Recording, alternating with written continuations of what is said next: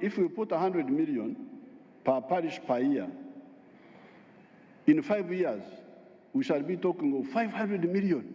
Last week, members of parliament from the ruling party, the National Resistance Movement, resolved during their caucus meeting to fully back the government on the parish development model, a new program aimed at improving household incomes at the parish level. Those against?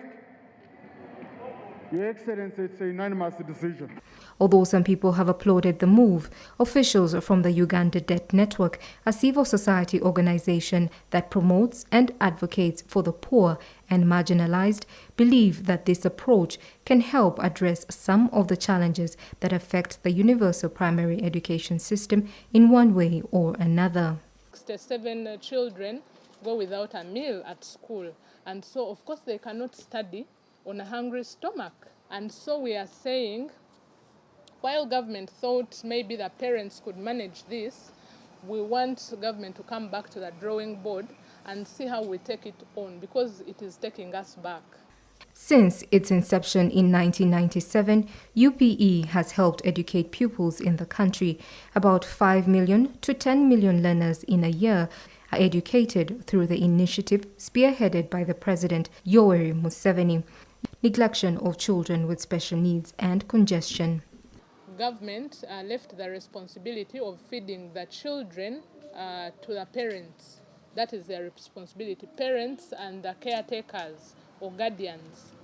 But we have seen that this has pulled the UPE program back. Districts in Karamoja and Acholi sub-region are known to be the worst performing, largely as a result of poor feeding in schools, according to a study carried out by the Uganda Debt Network.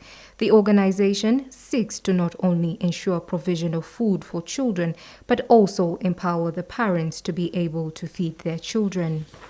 Government is of course injecting money, not only in the schools, in education, but also in the communities, the private farmers groups. And ultimately, we see we are going to improve the social sector.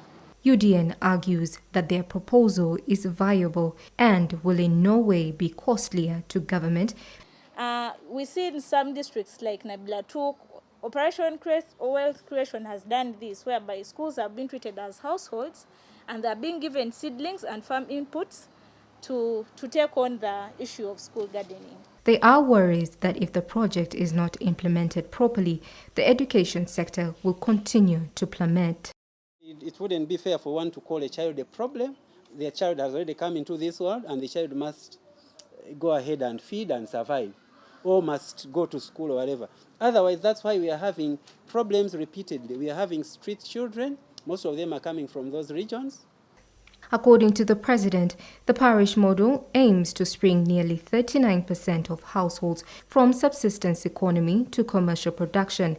As part of the program, government will avail 100 million Ugandan shillings to every parish purposely to benefit those involved in agriculture, who account for more than 60% of Uganda's population. Bernadette Appeal, CTV, PM Edition.